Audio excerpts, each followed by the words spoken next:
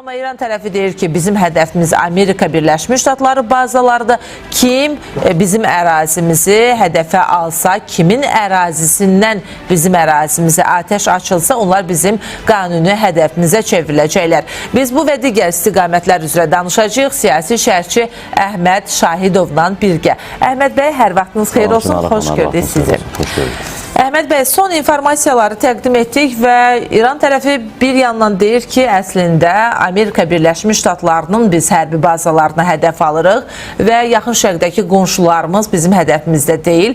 Müharibə yekunlaşsın, yenə də diyaloqumuzu davam etdirəcəyik. Digər tərəfdən də deyir ki, istər Fars ölkələri olsun, istər Fars körfəzi ölkələri olsun, istər digər tərəfdən Böyük Britaniya olsun, əgər o ərazilərdən bizim ərazimiz atəşə tutulacaqsa, deməli qanuni hədəfimizə çevriləcəklər. Bu iki açıqlamanı paralel şəkildə müzakirə edəndə İranın sonraki addımlarını necə proqnoz etmək olar? Təbii ki, bugün İran açıq şəkildə Amerika Birləşmiş Ştatları ilə müharibə vəziyyətindədir və Amerika Birləşmiş Ştatları okeanın o tayından gəlib İran İslam Respublikasının ərazisində müxtəlif hərbi, sənaye, strateji obyektləri bombalayır. Amma bu məsafəni nəzərə alsaq, ABŞ-ın dünyanın bir çox bölgələrində, xüsusən də Körfəz bölgələrində hərbi bazalar var və həmin savaş təyyarələri gəlib həmin hərbi bazalarda yanacaq ehtiyatlarını yeniləyirlər. Oradakı radar sistemlərindən müəyyən kəşfiyyat məlumatları ötürülür. Bu zaman-zaman təsdiq olunub və İran İslam Respublikası da bunları bilir, koordinatları bilir. Körfəz ölkələrini hələ müharibədən öncə, fevraldan öncə Körfəz ölkələrini xəbərdarlıq etmişdi ki, öz ərazilərində olan istər ABŞ-a məxsus radar sistemləri, hərbi bazaları, istər elə Körfəz ölkələrinin özlərinə məxsus hansısa bir obyektlərdən İrana qarşı İran ərazisinin bombalanmasında istifadə olunarsa, həmin obyektlər qanuni, legitim hədəflər sayılır. Bu, dünya praktikasında qəbul olunmuş bir təcrübədir, praktikadır ki, atəşin çıxdığı nöqtə qanuni olaraq düşmən hədəf nöqtəsi olaraq qəbul edilir. İran da Amerika Birləşmiş Ştatları ərazisinə gücü, imkanları çatmadığından ABŞ-ın Körfəz ölkələrində və ya digər ölkələrdəki hərbi bazalarına raket zərbələri endirir. Bu tam müharibə qanunlarına uyğundur. Təbii ki, İran İslam Respublikası düşünür ki, qonşuları ilə, xüsusən də Körfəz ölkələri ilə sonsuza qədər müharibə aparmaq mümkün deyil. Ona görə belə bir diplomatik mesaj ötürür ki, heç bir halda Körfəz ölkələri İrana düşmən deyil. Əgər onlar öz ərazilərindən İrana qarşı istifadə olunmasına icazə verməyəcəksə, bundan sonra dialoq davam etdirilə bilər. Amma hazırki şəraitdə təbii ki, müharibə tam şəkildə davam edir. Hərçənd ki, dünən Prezident Donald Trump hərbi əməliyyatların müəyyən fasilə ilə dayandırılması ilə bağlı göstəriş verir. Bu da artıq Əhməd bəy, məlumat yenilənib bu baxımdan ki, İran ordusundan da xəbər var və qeyd olunur ki, Amerika Birləşmiş Ştatları ardıcıl 2 gecə bombardmanları dayandırdıqdan sonra Tehran da cavab zərbələrini müvəqqəti olaraq dayandırıb və İran xəbərdarlıq edib ki, Amerika Birləşmiş Ştatları bu hücumları bərpa eləsə, müharibənin coğrafiyası genişlənəcək. Əhməd bəy, artıq Tehran da geri addım atıb 2 gün ard-arda Amerika Birləşmiş Ştatları bu bombardmanları dayandırdıqdan sonra, amma təhdid dili yenə də var. Coğrafiyası genişlənəcək deyir bu dəfə. Təbii ki, İranın atdığı addımlar da adekvatdır. ABŞ-dan gələn hava zərbələrinə, hücumlara qarşı İran da addımlar atır və Prezident Donald Trump da ötən gecə bildirdi ki, hərbi əməliyyatlar dayandırılsın. Hərçənd bunu İsrail tərəfi gözləmirdi. Düşünürdülər ki, indiyə qədər həyata keçirmiş ən böyük hücum əməliyyatlarına başlanılacaq. O da gerçəkdir ki, artıq Amerika Birləşmiş Ştatlarının yaxın şərqdəki havadan müdafiə sistemləri, xüsusən də Patriot raket, Zenit kompleksləri tükənmək üzrədir ki, bunun da istehsalı qısa müddətdə başa gəlmir. Yəni, bir İran raketinə qarşı bir Patriot raket Zenit sistemindən istifadə olunur və bütün bunları nəzərə alaraq Prezident Donald Trump bildirib ki, hərbi əməliyyatlar dayandırılsın. Digər tərəfdən, ötən həftə xatırlayırsınızsa, İraqın baş naziri ilə bir mesaj göndərildi İran tərəfinə ki, danışıqlar bərpa olunsun. Hərçənd İran bu təklifi geri çevirdi, amma indi də artıq son saatlarda Prezident Donald Trump bildirib ki, İran tərəfi ağıllı addımlar atır, onlar danışıqlara meyillidir, amma yenə New York Times qəzeti yazıb ki, artıq ABŞ İranda, xüsusən də zənginləşdirilmiş uran ehtiyatlarının yerləşdiyi Fordo və İsfahan nüvə mərkəzlərinə qarşı geniş miqyaslı bir quru əməliyyatları həyata keçirməyə planlaşdırır. Burada ABŞ-ın elit qüvvələri, dəniz piyadaları iştirak edəcək. Əgər bu baş verərsə, bu artıq geniş miqyaslı bir müharibə deməkdir. Hərçənd İran tərəfi də buna artıq hazırlaşdığını bildirir. Müəyyən minalanmış tələlərdən istifadə olunur. Əgər İrana qarşı gözlənilən bu quru əməliyyatları başlayarsa, artıq ABŞ tərəfinin yüzlərlə, hətta minlərlə canlı itkisi deməkdir. İran tərəfindən də böyük itkilərdir. İran istənilən halda artıq ağına, bozuna baxmadan sağa sola raketlər endirəcək ki, bu artıq müharibənin miqyasını genişləndirəcək. Ən təhlükəli ssenari də məhz budur. Yəni, bu təhlükəli ssenarinin hazırda reallaşma ehtimalları sadəcə deyək ki, qərb mediasında yayımlanan xəbərlər üzərindən təhlil olunur, yoxsa sizcə artıq bu vəziyyət onu göstərir ki, yavaş-yavaş Birləşmiş Ştatlar buna risk edə bilər. Amma Donald Trump bu məsələdə çox düşünür, çünki riskli bir addımdır. Xüsusilə də sizin vurğuladığınız kimi Amerika Birləşmiş Ştatları hərbçilərinin, daha çox hərbçinin həyatını itirmə təhlükəsini nəzərə alaraq. O zaman qarşıdan da seçki gəlir deyə hər dəfə deyirdik ki, seçkiyə qədər risk etməyəcək. Bəs Donald Trump bu gedişlə nəyə nail olmağa sizcə əsas hədəflənir? nail olmaq istədiyi hədəf Hörmüz boğazının açılması və eyni zamanda İranın nüvə silahı əldə etmək planından birdəfəlik imtina etməsidir. Hətta Prezident Donald Trump ötən saatlarda verdiyi açıqlamada bildirib ki, İranın hazırki ali dini lideri öz atasından fərqli olaraq nüvə silahına sahib olmaq üçün daha iddialı, daha həyəcanlıdır, belə deyək, qarşısına ciddi məqsəd qoyub.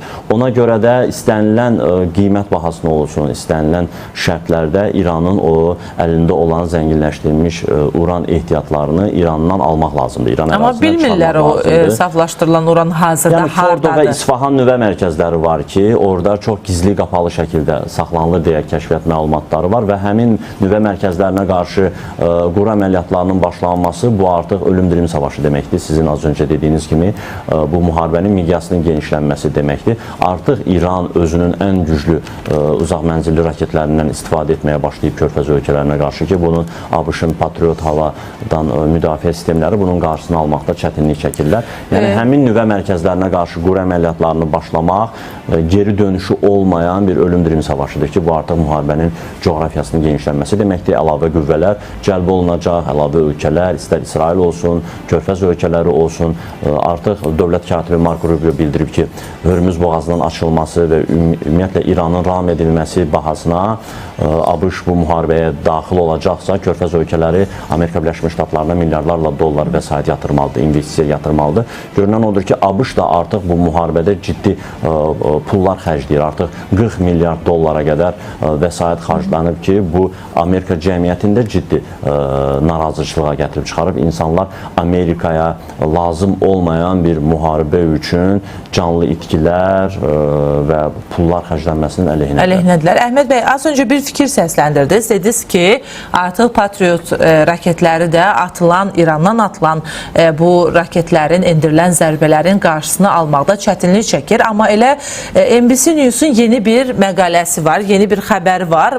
Bu məsələ ilə bağlı düşünürəm ki, bəzi suallar yaradır. Xəbəri təqdim edim, daha sonra müzakirəmizi davam etdirək. Amerika Birləşmiş Ştatları Hərbi Komandanlığı hava hücumundan müdafiə sistemlərindəki raket ehtiyatlarını qorumaq məqsədi ilə İranın bəzi raket və PUA-larının müdafiə xəttini keçməyə icazə verir. Yəni, NBC News iddia edir ki, əslində patriotlar bunun qarşısını ala bilər. Amma Amerika Birləşmiş Ştatları qərar verir ki, həmin o raketləri qorusun, bu məqsədlə icazə versin ki, İranın bəzi raket və PUA-ları həmin o müdafiə xəttini keçsin və məlumatda həmçinin qeyd olunur ki, müharibə başlayandan bəri İran təxminən 9000 raket və PUA buraxıb və bu səbəbdən Birləşmiş Ştatlar Komandanlığı hazırda yalnız birbaşa ABŞ hərbçilərini hədəf alan təhlükələri vurur.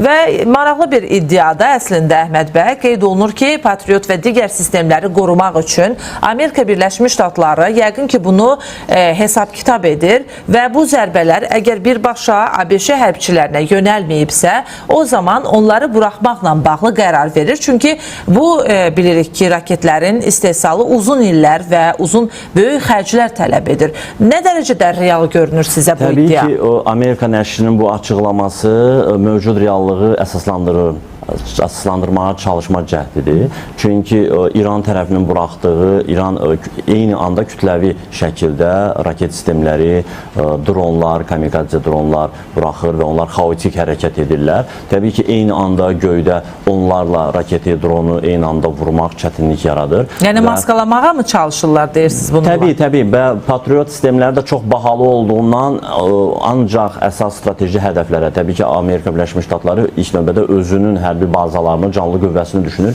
Birbaşa hərbi bazalara yönəlik raketləri zərərsizləşdirməklə məşğuldur və istəsə belə bu Patriot sistemləri eyni anda 20 raketi eyni anda vura bilməz. Bunu İsrailin təcrübəsində Dəmir Qübbə, Davudun Sapanı kimi havadan müdafiə sistemlərində də gördük ki, ilk günlərdə bəli 100 raketdən 95-ini vura bilirdisə, zaman keçdikcə həmin o havadan müdafiə sistemlərinin özünün də raketlə sayı azalır, potensialı aşağı düşür. Artıq 100 raketdən 40-ını, 50-sini vura bilirdi. Və bu müharibə uzandıqca İranın raketləri tükənmək bilmir. Sanki Rusiyadan, Çindən, yoxsa özünün də 10 illiklər boyu istehsal edib topladığı raket sistemləri, kamikadze dronları var, yoxsa hər gün yüzlərlə, minlərlə kiçik həcmli dronlar istehsal edirlər. Bu da ola bilər ki, İranın raket və dron ehtiyatı tükənmək bilmir. Amma fakt odur ki, Amerika Birləşmiş Ştatlarının havada müdafiə sistemləri, raketləri artıq tükənmək üzrədir. Ona görə onları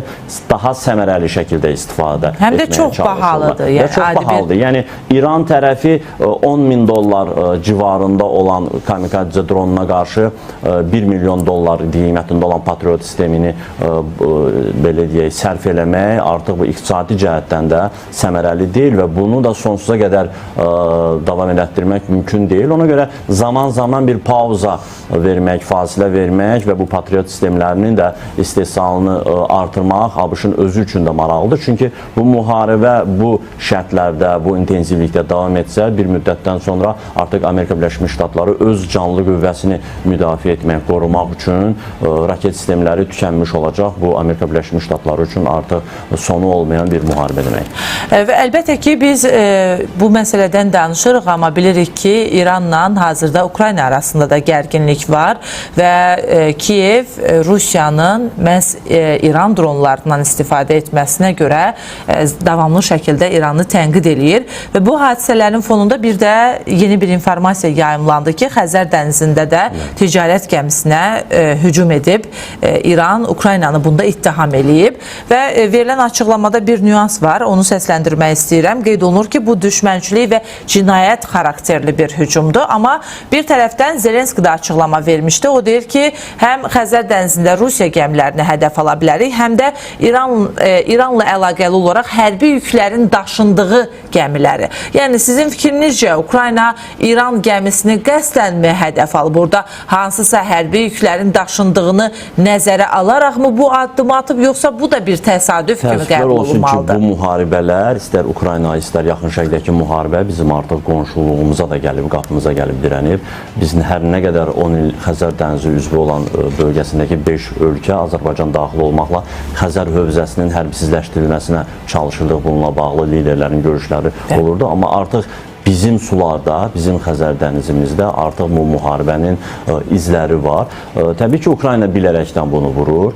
Ukrayna artıq bir neçə ildir ki, bildirir ki, Rusiya, İran şahid raketlərindən, kamikadze dronlarından istifadə etməklə Ukrayna ərazisində hücum əməliyyatları həyata keçirir və onlar da bu yaxın şərqdə baş verən bu müharibədən istifadə edərək İrana məxsus istər ticarət, istər hərbi yük daşıyan gəmiləri hədəfə alırlar. var. Bunun üçün bir müharibə qaydalarına görə fərqi yoxdur. Bu yaxın şərqdədir, bu Xəzər dənizindədir. Qarşı tərəfin canlı qüvvəsini istənilən məkanda vurmaq mümkündür. Amma bu artıq çox təhlükəli bir prezident yaradır.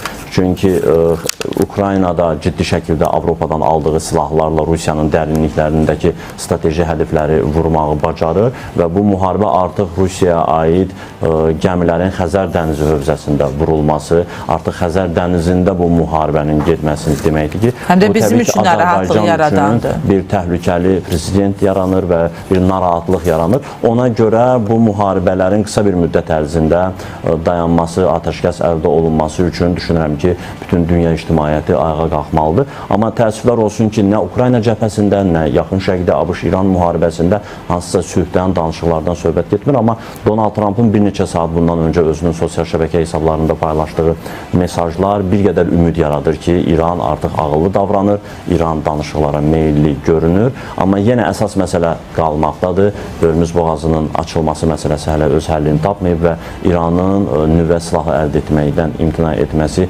təəssüflər olsun ki, hələ ki real deyil. Əhməd bəy, təşəkkürümüzü bildirim. Minnətdarıq studiyamıza gəldiyiniz üçün, fikirlərinizi bölüşdüyünüzə görə. Bəli, dəyərli izləyicilərimiz, biz İran-Amerika Birləşmiş Ştatları gərginliyindən danışarkən artıq qeyd elədik ki, əvvəlcə ABŞ açıqlama verdi. Yəni 2 gecə ard-arda bombardmanlar dayandırılıb dedi və elə Tehran da bu məsələyə bu gün ərzində münasibət bildirdi. Qeyd olunur ki, Amerika Birləşmiş Ştatlarının 2 gün ard-arda bombardmanları dayandırması səbəbindən artıq Tehran da bu addımı atmaq qərarına gəlib. Amma maraqlıdır ki, bu xəbərlərin fonunda bir də Amerika Birləşmiş Ştatlarının saflaşdırılan uranı əldə etmək üçün geniş miqyaslı müharibə başlada biləcəyi ilə bağlı iddialar da var mediada. Bunu təksib edən xəbərlər də var. Yəni qarşılıq xeyli çoxdur və bu müharibənin taleyi ilə bağlı sualları da artırır. Biz də çalışdıq ki, müəyyən qədər bunlara aydınlıq gətirək, gündəmi yekunlaşdırırıq. Görüşərik, hələlik.